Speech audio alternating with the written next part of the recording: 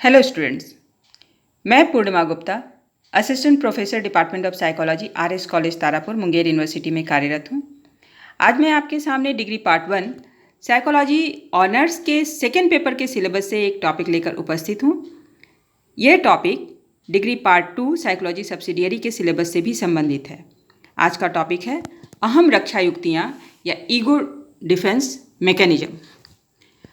पिछले वीडियो में हमने मानसिक संघर्ष के स्वरूप और प्रकार पर परिचर्चा की थी, जिसमें हमने देखा कि व्यक्ति जब अपने मानसिक संघर्षों का समाधान नहीं कर पाता, वैसे स्थिति में इन संघर्षों से उत्पन्न दुश्चिंता और तनाव से बचने के लिए इन अतृप्त इच्छाओं यानी जिन इच्छाओं की वो पूर्ति नहीं कर पाता, जिन संघर्षों का समाधान नहीं कर पाता, उन्हें अचेतन में दमित कर देता है। अचेतन में भी ये इच्छाएं पूरी रूप से निष्क्रिय नहीं रहती, बल्कि चेतन में आने के लिए प्रयत्न करती रहती हैं, छद्म रूप से चेतन में प्रवेश करने का प्रयास करती रहती हैं, जिससे दुश्चिंता उत्पन्न होती है। इन दुश्चिंताओं और मानसिक संघर्षों के समाधान के लिए अहम अचेतन स्तर पर कुछ मनोरचनाओं का सहारा लेता है, जिसे अहम रक्षा युक्तियाँ कहते हैं। आज इस परिचर्चा में हम ये देखने का प्रयास करेंगे कि ये अहम रक्षा युक्तियाँ क्या हैं, इनके मुख्य प्रकार क्या क्या हैं और मानसिक संघर्षों के समाधान में ये कितने प्रभावी या अप्रभावी हैं। अहम रक्षा युक्तियों का संप्रत्यय सिगमंड फ्रायड ने दिया था। इस संप्रत्यय को और इसकी कार्यप्रणाली को समझने के लिए आइए हम सिगमंड फ्रायड द्वारा प्रतिपादित व्यक्तित्व के मनोविश्लेषणात्मक सिद्धांत में प्रयुक्त कुछ बेसिक टर्म्स और कॉन्सेप्ट को समझने का प्रयास करते हैं, जिससे इस रक्षा युक्ति को, इसकी कार्यप्रणाली को समझने में मदद मिलेगी। मनोविश्लेषणात्मक सिद्धांत के अंतर्गत सिगमंड फ्रायड ने व्यक्तित्व के दो पहलुओं की व्याख्या की है, आकारात्मक पहलू और गत्यात्मक पहलू। आकारात्मक पहलू के अंतर्गत मूल प्रवृत्तियों के बीच उत्पन्न संघर्षों के कार्यस्थल के रूप में मन के 3 स्तरों का उल्लेख किया है: चेतन, अर्धचेतन और अचेतन। चेतन मन का सबसे छोटा भाग है, लगभग 1/7 भाग है, जिसमें व्यक्ति की वर्तमान अनुभूतियां रहती हैं, जिनसे व्यक्ति वर्तमान क्षण में अवगत है। अर्धचेतन के अंतर्गत व्यक्ति की वे सभी विगत स्मृतियां रहती हैं जो वर्तमान क्षण में हमारी चेतना में नहीं हैं, परंतु थोड़े से प्रयास से जिन्हें अपने वर्तमान चेतना में, तात्कालिक चेतना में लाना संभव है। अचेतन के अंतर्गत अचेतन मन का सबसे बड़ा भाग है, लगभग 6/7 भाग अचेतन होता है, जिसमें व्यक्ति की सभी अतृप्त एवं दमित इच्छाएं रहती हैं, जिनसे व्यक्ति पूरी तरह अनभिज्ञ होता है, यानी अवगत नहीं रहता है। मन के गत्यात्मक पहलू के अंतर्गत, व्यक्तित्व के गत्यात्मक पहलू के अंतर्गत फ्रायड ने मन के 3 प्रतिनिधियों का संप्रत्यय दिया है, जो मूल प्रवृत्तियों के संघर्षों का समाधान करते हैं। ये प्रतिनिधि हैं, पहला उपाहम या ईड, जो व्यक्ति के डिजायर का, इच्छाओं का प्रतीक है। दूसरा अहम या ईगो, जो व्यक्ति के रीजन यानी तर्क और विवेक का प्रतीक है। तीसरा पराहम यानी सुपर ईगो, जो व्यक्ति के कॉन्शियंस यानी कि अंतः चेतना, नैतिक चेतना का प्रतीक है। व्यक्तित्व संगठन में इन तीनों प्रतिनिधियों का योगदान होता है। उपाहम यानी ईड जन्मजात होता है, यह जन्म से सभी व्यक्तियों में विद्यमान होता है और यह पूर्णतः अचेतन होता है। ईड को फ्रायड ने जीवन और मृत्यु मूल प्रवृत्तियों का मुख्य स्रोत माना है, परंतु वास्तविकता के साथ इसका कोई संबंध नहीं होता। यह अतार्किक एवं अविवेकशील होता है, क्योंकि इसे उचित अनुचित का कोई ज्ञान नहीं होता। यह आनंद सिद्धांत से निर्देशित होता है और अपनी सभी इच्छाओं की तत्काल संतुष्टि चाहता है।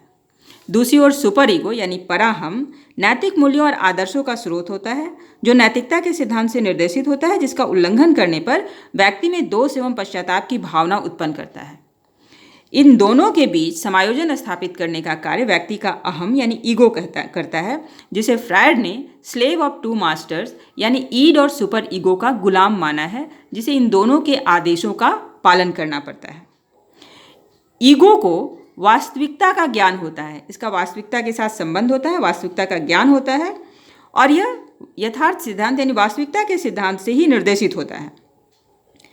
ईगो पराहम की दोष भावना से बचते हुए उपाहम की इच्छाओं की पूर्ति करने के लिए परिस्थिति के अनुसार यानी बाह्य वातावरण की बाधाओं के अनुसार विवेकशील निर्णय लेता है, जिससे व्यक्तित्व संतुलित रहता है।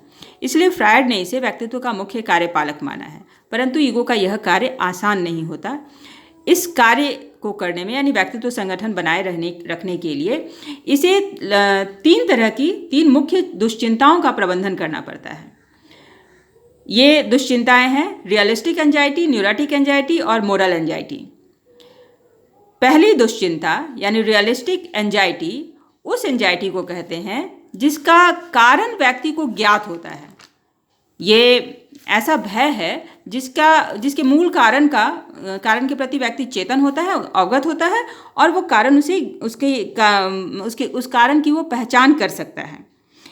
इसलिए इसका प्रबंधन करना भी आसान है।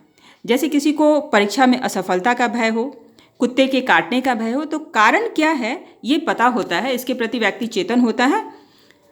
दूसरी एंजाइटी जब ईड हावी होता है और ईगो को यह लगता है कि उसे नियंत्रित कर पाना कठिन है, वैसी स्थिति में ईड के असंगत व्यवहार के फलस्वरूप मिलने वाली भय या चिंता को न्यूरोटिक एंजाइटी कहते हैं, क्योंकि ईड की इच्छाएं अतार्किक एवं अविवेकशील होती हैं। अतः इस असंगत व्यवहार के फलस्वरूप जो सजा मिल सकती है, जो चिंता उत्पन्न होती है, उसे न्यूरोटिक एंजाइटी कहते हैं। दूसरी तरफ जब सुपर ईगो ज़्यादा हावी होता है और व्यक्ति को अपने ही नैतिक सिद्धांतों के उल्लंघन का भय हो, ऐसी दशा में व्यक्ति में दोष या पश्चाताप की भावना उत्पन्न हो जाती है, जिसे मोरल एंजाइटी कहते हैं। ईगो इन तीनों दुश्चिंताओं का प्रबंधन करता है और जब प्रत्यक्ष रूप से ऐसा कर पाने में वो असमर्थ रहता है, वैसी स्थिति में यह कुछ मनोवैज्ञानिक रणनीतियों का उपयोग करता है, यानी कुछ मनोरचनाओं का उपयोग करता है। ये मनोरचनाएं ईगो के लिए एक ढाल का कार्य करती हैं। इन तीनों दुश्चिंताओं से ईगो के सेल्फ इमेज को या सेल्फ रिस्पेक्ट को मिलने वाले आघात से इसकी रक्षा करती है। यह ईगो के आत्मसम्मान की रक्षा करती है, इसलिए इसे ईगो डिफेंस मैकेनिज्म कहते हैं। आइए अब हम यह समझने का प्रयास करें कि ये मेंटल मैकेनिज्म क्या हैं, ये डिफेंस मैकेनिज्म क्या हैं और ये किस प्रकार कार्य करती हैं। अहम रक्षा युक्तियाँ मानसिक मनोरचनाएं यानी मनोवैज्ञानिक रणनीतियाँ हैं जो अचेतन स्तर पर कार्य करती हैं। यह अवांछनीय इच्छाओं से उत्पन्न दुश्चिंता से व्यक्ति का बचाव करती हैं। ऐसा ये कैसे करती हैं? इसके लिए यह प्रत्यक्षण को विकृत कर देती हैं। प्रत्यक्षण को विकृत करने का मतलब है कि परिस्थितियाँ वही रहती हैं, समस्या वही रहती है, लेकिन उसे देखने का नज़रिया बदल देती हैं। जब हम किसी भी समस्या के लिए स्वयं को जिम्मेदार मानते हैं, यानी अपनी किसी कमी को, अपनी किसी सोच को, अपने किसी व्यवहार को या अपनी अयोग्यता को जिम्मेदार मानते हैं, वैसी स्थिति में तीव्र दुश्चिंता उत्पन्न होती है। जबकि यदि समस्या किसी अन्य के कारण यानी वातावरण में उपस्थित किसी ऐसे कारण के कारण होती है, मतलब ऐसे कारण से हम समस्या की उत्पत्ति मानते हैं जिस पर हमारा नियंत्रण नहीं है, तो दुश्चिंता उत्पन्न नहीं होती, क्योंकि लगता है कि इसमें मैं क्या कर सकता था। ईगो डिफेंस मैकेनिज्म इसी आधार पर कार्य करती हैं। यह समस्या का प्रत्यक्षण इस प्रकार विकृत कर देती हैं जिससे यह हमारी किसी कमी के कारण नहीं बल्कि बाह्य कारकों के कारण प्रतीत होती हैं, जिससे हमारे सेल्फ इमेज और सेल्फ रिस्पेक्ट की रक्षा होती है। इन रक्षा युक्तियों का एक महत्वपूर्ण बात यह है कि ये समस्या का वास्तविक समाधान नहीं करती हैं। ये सिर्फ प्रत्यक्षण को विकृत कर देती हैं, हमारे सेल्फ रिस्पेक्ट की रक्षा करती हैं, समस्या का वास्तविक समाधान नहीं करती हैं। ये रक्षा युक्तियाँ किस प्रकार कार्य करती हैं, इसे समझने के लिए, इसकी कार्य प्रणाली को समझने के लिए आइए हम इसके कुछ मुख्य प्रकार को समझने का प्रयास करें, जिससे हमें पता चलेगा कि ये रक्षा किस प्रकार प्रदान करती हैं। अहम रक्षा युक्तियों को मुख्य रूप से 2 वर्गों में वर्गीकृत किया गया है, प्राथमिक रक्षा युक्तियाँ और द्वितीयक रक्षा युक्तियाँ। प्राथमिक रक्षा युक्तियों के अंतर्गत उन रक्षा युक्तियों को रखा जाता है जो स्वतंत्र रूप से मानसिक दुश्चिंता को कम करने में प्रभावी होती हैं। दूसरी ओर द्वितीयक रक्षा युक्तियों के अंतर्गत उन रक्षा युक्तियों को रखा जाता है जो स्वतंत्र रूप से मानसिक दुश्चिंता को कम नहीं कर पाती, खत्म नहीं कर पाती, लेकिन ऐसा करने में दूसरी मानसिक मनोरचनाओं की सहायता करती हैं। आइए हम एक एक करके इनके कुछ एग्जाम्पल्स देखने के, इनके कुछ प्रकार को समझने का प्रयास करें। पहली मुख्य रक्षा युक्ति है दमन या रिप्रेशन। इस रक्षा युक्ति के अंतर्गत व्यक्ति का अहम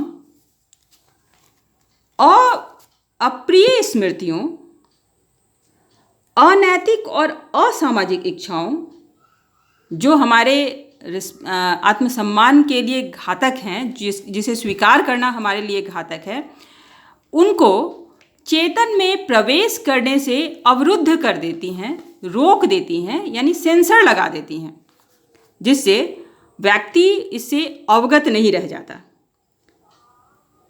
और इन अतार्किक और अनैतिक इच्छाओं के द्वारा आत्मसम्मान को मिलने वाले आघात से या इसके दुखद स्मृतियों से व्यक्ति की रक्षा करता है। जैसे कोई बच्चा बाल्यावस्था में अगर अब्यूज का शिकार होता है तो बड़े होने पर इसे पूर्णतः भूल जाता है। ये दमन का उदाहरण है। इसी प्रकार जिससे हमारा झगड़ा होता है हम उसका नाम भूल जाते हैं। कुछ दुखद घटनाएं जो हमारे जीवन की हैं उसे हम भूल जाते हैं। ओडिपस कॉम्प्लेक्स में जो सेम सेक्स पेरेंट्स के प्रति एग्रेशन होता है, बड़े होने पर बच्चा उसे पूरी तरह से भूल जाता है। ये सभी दमन के उदाहरण हैं। फ्रायड ने इसे सेलेक्टिव एंड मोटिवेटेड फॉरगेटिंग कहा है, यानी जिन स्मृतियों से, जिन इच्छाओं से हमें आघात पहुंचता है, हमारे लिए जो अप्रिय हैं, असंतोषकारी या चिंता उत्पादक हैं, उन स्मृतियों को हम सेलेक्टिवली भूल जाते हैं, चयनात्मक रूप से उसे हम भूल जाते हैं। यह प्रक्रिया अचेतन स्तर पर कार्य करती है, यानी व्यक्ति इससे जानबूझकर ऐसा नहीं करता, इससे अवगत नहीं होता, यह अचेतन स्तर पर ही अपना कार्य करती रहती हैं। परंतु दमन के द्वारा प्राप्त रक्षा स्थायी नहीं होती है। ये मतलब जिन इच्छाओं को दमित कर दिया जाता है, अचेतन में भेज दिया जाता है, वहाँ भी ये दमित इच्छाएं छद्म रूप से चेतन में आने के लिए सदैव प्रयत्नशील रहती हैं और दैनिक जीवन की भूलों, स्वप्न और भी कई माध्यम से ये चेतन में प्रवेश करने का प्रयास करती रहती हैं, जिससे चिंता उत्पन्न होती है, भले ही व्यक्ति इसके मूल कारण के प्रति अनभिज्ञ रहता है। अतः यह दीर्घकालीन परिप्रेक्ष्य में बहुत ज़्यादा प्रभावी नहीं होती हैं। दूसरी मुख्य रक्षा युक्ति है दलन या सप्रेशन। यह भी विस्मरण की एक प्रणाली है, परंतु यह दमन से इस अर्थ में भिन्न है कि जहाँ दमन अचेतन प्रक्रिया है, वहीं सप्रेशन चेतन प्रक्रिया है। अर्थात इसके अंतर्गत व्यक्ति जानबूझकर अपनी दुखद स्मृतियों और अनैतिक इच्छाओं को अचेतन में धकेलने का कार्य करता है। जैसे जानबूझकर अपने किसी अप्रिय और दुखद घटनाओं पर चर्चा करने से बचना, किसी तनावपूर्ण परिस्थिति या अनुभव को भूलने के लिए अपने किसी दोस्त के घर चले जाना या किसी दूसरी मनोरंजक क्रियाओं में ध्यान लगाना, ये सब सप्रेशन के एग्जाम्पल्स हैं। नेक्स्ट है युक्तिकरण या रैशनलाइजेशन। इस रक्षा युक्ति का हम अपने दैनिक जीवन में अक्सर प्रयोग देखते हैं। अपनी अयोग्यता, असफलता या कमियों को स्वीकारने की बजाय युक्ति संगत तर्क या झूठे बहाने के द्वारा उसकी व्याख्या करने का प्रयास युक्तिकरण कहलाता है। जैसे परीक्षा में असफलता या कम अंक पाने पर बच्चा ये स्वीकार नहीं करता कि कमी उसमें थी या उसने तैयारी ठीक से नहीं की, बल्कि यह बताने का प्रयास करता है कि उस वक्त घर में मेहमान आ गए थे या वो बीमार हो गया था, इसी कारण वो परीक्षा में कम अंक प्राप्त किया। इस प्रकार अपनी असफलता या अयोग्यता के लिए बाह्य कारकों को जिम्मेदार मानकर अपने सेल्फ रिस्पेक्ट की रक्षा करता है। इस रैशनलाइजेशन के मुख्य रूप से 2 प्रकार देखे जाते हैं। पहला सावर ग्रेप्स टाइप्स यानी अंगूर खट्टे हैं। इसके अंतर्गत व्यक्ति जिन इच्छाओं की पूर्ति नहीं कर पाता, जिन लक्ष्यों को प्राप्त नहीं कर पाता, उसमें दोष ढूंढता है। जैसे प्रशासनिक सेवाओं में चयन नहीं होने पर यह कहना कि वो नौकरी ही अच्छी नहीं है, उसमें बहुत परेशानियां हैं, ग्रामीण इलाकों में बिना संसाधनों के सेवा देनी पड़ती है, मैं तो उसमें जाना ही नहीं चाहता था। ये सभी रैशनलाइजेशन हैं, क्योंकि यदि नौकरी वास्तव में बुरी लगती या उसमें जाना नहीं चाहते तो उसे पाने का प्रयास ही नहीं करते, प्रतियोगिता परीक्षा में नहीं बैठते। जब हम परीक्षा दे रहे हैं इसका मतलब है कि हमें वो नौकरी अच्छी लगती है, लेकिन अपनी अयोग्यता को स्वीकार करने से व्यक्ति का आत्मसम्मान आहत होता है। अतः अपने आत्मसम्मान की रक्षा के लिए व्यक्ति रैशनलाइजेशन का सहारा लेता है। दूसरा है स्वीट लेमन टाइप। इसमें व्यक्ति अपनी असफलता से जो असंतुष्टि मिली, जो चिंता उत्पन्न हो रही है, उसे ढकने के लिए अपनी तुच्छ वस्तुओं को दूसरों से ज़्यादा मूल्यवान बताना, ये स्वीट लेमन टाइप का एग्जाम्पल है। जैसे यदि किसी को परीक्षा में कम अंक मिले तो ये कहना कि उसने बिना नकल दिए परीक्षा दी है, जबकि दूसरों ने नकल करके ज़्यादा अंक पाए हैं, इसलिए उसके ज़्यादा अंक से मेरे कम अंक ज़्यादा महत्वपूर्ण है। इसी प्रकार यदि कोई व्यक्ति विदेश में नौकरी पाने का प्रयास करता है लेकिन असफल रहता है, वैसी स्थिति में अपने स्थानीय नौकरी की तारीफ करना कि इसमें ज़्यादा शांति है, घर में रहने का मौका मिलता है, ऐसा करके वो विदेश न जा पाने की असंतुष्टि से अपनी रक्षा करता है। ये सभी रैशनलाइजेशन के उदाहरण हैं। नेक्स्ट है प्रतिक्रिया निर्माण या रिएक्शन फॉर्मेशन। इस रक्षा युक्ति के अंतर्गत व्यक्ति अचेतन में दमित अपनी वास्तविक प्रेरणा के ठीक विपरीत इच्छा का प्रदर्शन करता है। व्यक्ति को यह भय होता है कि उसकी वास्तविक प्रेरणा यदि व्यक्त होगी तो उसकी सामाजिक प्रतिष्ठा को आघात पहुंचेगा, इसलिए वह इसके ठीक विपरीत इच्छा का प्रदर्शन करके ईड के आवेगों को चेतन में आने से रोकता है। साथ ही सुपर ईगो की दोष भावना से भी अपना बचाव करता है। जैसे एक भ्रष्टाचारी व्यक्ति द्वारा भ्रष्टाचार के विरुद्ध भाषण देना, जिससे हम घृणा करते हैं उसके प्रति अत्यधिक प्रेम दिखाना, या जिसे पसंद नहीं करते उसके प्रति ओवर प्रोटेक्शन दिखाना। इसी प्रकार जिसे पसंद करते हैं उसके प्रति नफरत दिखाना, क्योंकि व्यक्ति को यह भय होता है कि यदि उसकी पसंद अभिव्यक्त हो गई तो कहीं उसे शर्मिंदगी का सामना न करना पड़े। इस प्रकार जो एग्जैगरेटेड बिहेवियर हम शो करते हैं वो प्रतिक्रिया निर्माण का उदाहरण है। नेक्स्ट है प्रतिगमन या रिग्रेशन। प्रतिगमन का अर्थ होता है पीछे की ओर लौटना, यानी यदि किसी वयस्क व्यक्ति के द्वारा अपने समस्याओं का समाधान अगर वो नहीं कर पाता है, वैसी स्थिति में बचकाना व्यवहार करके अपने तनाव की अभिव्यक्ति करना, जैसे फूट फूट कर रोना, गालियाँ देना, कस्में खाना, ये सब व्यवहार बचपन में सहज व्यवहार हैं, लेकिन बड़े होने पर ये अपरिपक्व व्यवहार माने जाते हैं। ऐसी स्थिति में व्यक्ति यदि इन अपरिपक्व व्यवहारों का सहारा लेता है तो ये प्रतिगमन का उदाहरण है। ऐसा करके वो अपने वयस्क वाली छवि से थोड़ा बाहर निकलता है और बाल्यावस्था की जिम्मेदारियों और चिंताओं से मुक्त अवस्था का अनुभव करता है, जिससे उसका तनाव थोड़ा कम होता है। परंतु इस रक्षा युक्ति से वास्तविक समाधान नहीं हो पाता है और व्यक्ति को अपनी जिम्मेदारियों के वास्तविक एहसास को ये कम कर देता है। अगर इस रक्षा युक्ति पे व्यक्ति बहुत ज़्यादा डिपेंड करता है तो आगे चलकर यह साइकोसिस और सिजोफ्रेनिक जैसे विकृति का भी शिकार हो सकता है। दूसरा है नेक्स्ट उदात्तीकरण या सब्लिमेशन। इसके अंतर्गत व्यक्ति अपने सामाजिक दृष्टि से अवांछनीय लक्ष्य और अपनी नकारात्मक ऊर्जा को स्वस्थ, सकारात्मक और वांछनीय कार्यों में स्थानांतरित करता है।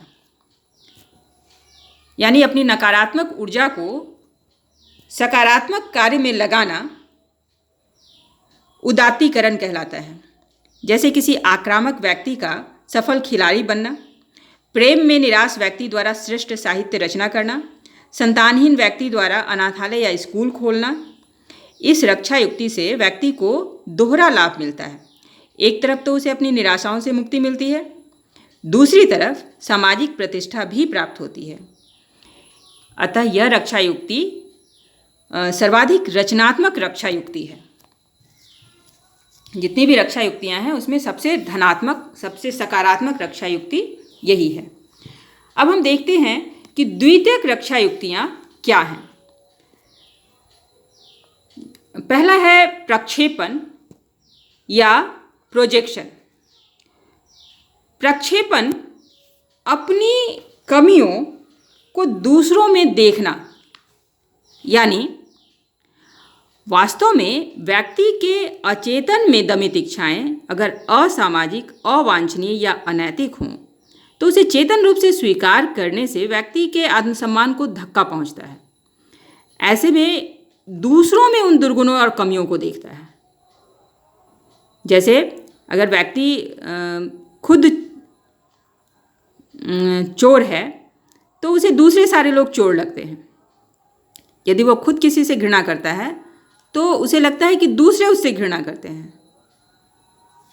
इस प्रकार मैं उससे घृणा करता हूँ यह स्वीकार करना, जब उसे ये स्वीकार करने में जब चिंता उत्पन्न होती है तो उसे सीधे सीधे ये स्वीकार नहीं करता कि मैं उससे घृणा करता हूँ। इसकी जगह वह मुझसे घृणा करता है के द्वारा वो अपनी भावना की अभिव्यक्ति करता है और इस अपने दोष को स्वीकार करने से भी बचता है। इस प्रकार व्यक्ति में खुद में जो कमियां होती हैं उसी के अनुसार वो सारे संसार को देखता है। इसे प्रक्षेपण या प्रोजेक्शन कहते हैं। दूसरा है विस्थापन या डिस्प्लेसमेंट। इसके अंतर्गत अपने तीव्र नकारात्मक संवेगों की अभिव्यक्ति स्रोत के प्रति न करके किसी असंबद्ध या कमजोर लक्ष्य पर, मतलब अपने से कमजोर व्यक्ति पर गुस्सा निकालना विस्थापन कहलाता है। ऐसा तब होता है जब स्रोत के प्रति नकारात्मक भाव का प्रदर्शन हानिकारक हो सकता है। जैसे बॉस के प्रति अगर बॉस से डांट मिल गई तो व्यक्ति उसके प्रति अपना क्रोध व्यक्त नहीं कर सकता, उसकी नौकरी जा सकती है। ऐसे में घर में पत्नी या बच्चों को डांट देता है। बड़े भाई से थप्पड़ खाने पर खिलौने या कुत्ते को मारना। कभी कभी जब व्यक्ति अपने क्रोध को किसी भी दूसरे पर नहीं उतार पाता, वैसे स्थिति में वो स्वयं अपने आप पर उतारने की कोशिश करता है। जैसे भोजन नहीं करना, किसी से बात नहीं करना। इस प्रकार संवेगों का विरेचन हो जाने पर व्यक्ति की तनाव में कमी आती है और वो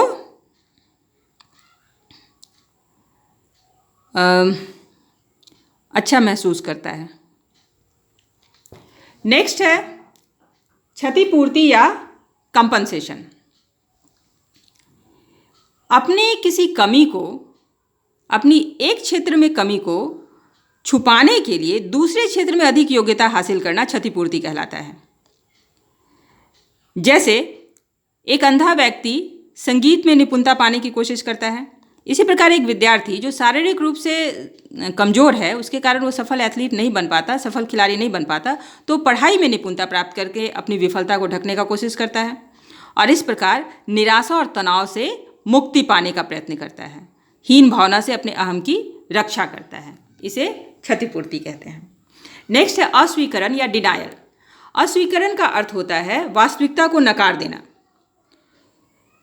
जैसे यदि किसी व्यक्ति को यह पता चलता है कि उसे कैंसर है, तो उसके फलस्वरूप उत्पन्न तीव्र दुश्चिंता से बचाव में यदि वो असमर्थ होता है, वैसी स्थिति में व्यक्ति उसे पूरी तरह से अस्वीकार कर देता है। इस परिस्थिति को स्वीकार नहीं करता, इसे पूरी तरह से इसको डिनाई कर देता है, अपने आप को पूरी तरह से निरोग बताता है, चिकित्सा लेने से मना कर देता है। ये डिनायल का उदाहरण है। इसी प्रकार मद्यपान करने वाले व्यक्ति द्वारा यह मानना कि वह प्रायः नहीं बल्कि कभी कभी शराब का सेवन करता है और थोड़ी मात्रा में शराब औषधि है जो आयु बढ़ाता है, ये डिनायल का उदाहरण है। क्योंकि कभी कभी ही सही, शराब का सेवन कभी भी लाभदायक नहीं होता, तो वो इसके दुष्प्रभावों को डिनायल के द्वारा अपनी चिंता से मुक्ति पाता है। इसी प्रकार एक गरीब व्यक्ति द्वारा अपने सामर्थ्य से अधिक खर्च करना अपनी जो कमियां हैं, अपना जो अभाव है, उसके डिनायल का उदाहरण है।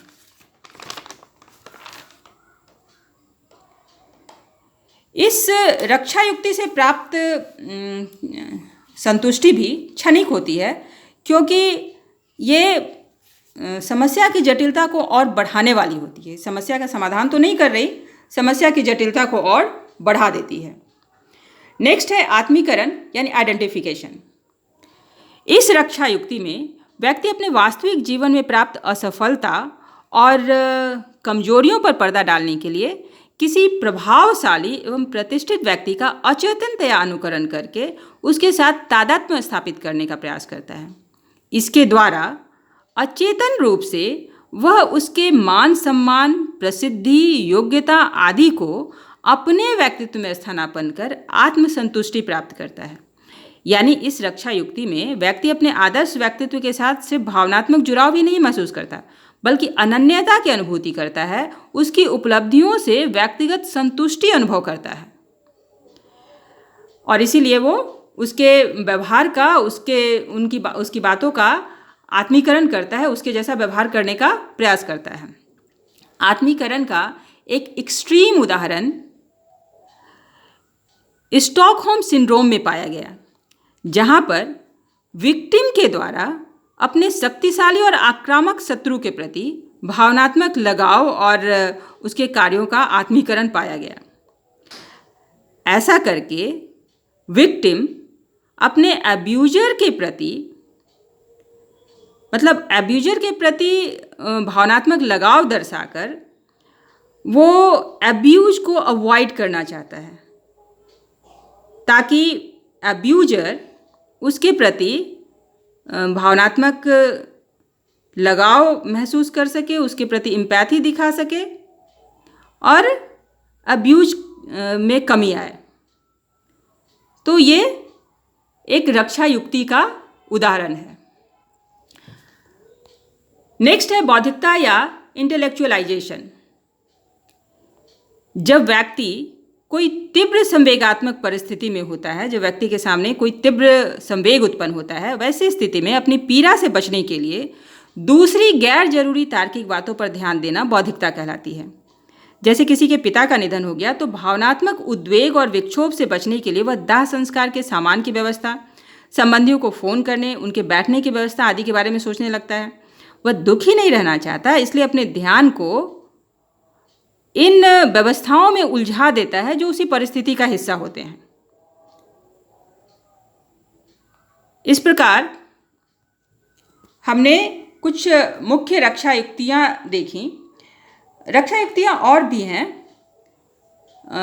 सिगमंड फ्रायड के बाद अन्ना फ्रायड ने इस क्षेत्र में कार्य किया, और भी कई मनोवैज्ञानिकों ने और भी रक्षा युक्तियों का समावेश किया है, जिन सबकी चर्चा एक लेक्चर में करना, एक क्लास में करना संभव नहीं है। तो इसलिए मैंने इन मुख्य रक्षा युक्तियों को लिया है जो दैनिक जीवन में ज़्यादा प्रयोग होते हैं। अब हम यह देखने का प्रयास करते हैं कि ये रक्षा युक्तियाँ मानसिक संघर्षों के समाधान में प्रभावी हैं या नहीं हैं। ये रक्षा युक्तियाँ अवांछनीय इच्छाओं से उत्पन्न दुश्चिंताओं से बचाव करती हैं, तात्कालिक बचाव तो करती हैं, इसलिए इसका धनात्मक मूल्य है, परंतु यह समस्या का वास्तविक समाधान नहीं करती। अतः ये आगे चलकर कुसमायोजन उत्पन्न करती हैं, इसका निषेधात्मक मूल्य है। कुछ सीमा तक इन रक्षा युक्तियों का प्रयोग करना धनात्मक होता है और सामान्य है। सामान्य व्यक्ति भी अपने जीवन में इन रक्षा युक्तियों का प्रयोग कभी ना कभी करते हैं, परंतु जब व्यक्ति इन्हीं रक्षा युक्तियों पर अत्यधिक निर्भर रहने लगता है, यानी बार बार इनका प्रयोग करता है, वैसी स्थिति में समस्या को लगातार नज़रअंदाज करने के कारण समस्या की जटिलता बढ़ जाती है, मानसिक संघर्ष की जटिलता बढ़ जाती है, और फलस्वरूप व्यक्ति का कुसमायोजन बढ़ जाता है। उसके व्यवहार में असामान्यता के लक्षण उत्पन्न होने लगते हैं, मानसिक विघटन उत्पन्न होने लगता है, जिसके कारण ये रक्षा अप्रभावी सिद्ध होती है। यानी अगर इस पर अत्यधिक निर्भरता हो तो ये स्वास्थ्यकर नहीं, समायोजनात्मक मूल्य इसका खत्म हो जाता है और ये कुसमायोजी सिद्ध होती है। उम्मीद करती हूँ कि रक्षा युक्तियों के प्रकार और इसकी कार्यप्रणाली को समझने में यह परिचर्चा आपके लिए सहायक सिद्ध होगी। अगले वीडियो में हम किसी नए टॉपिक के साथ फिर मिलेंगे। तब तक के लिए keep learning, keep growing. Thank you.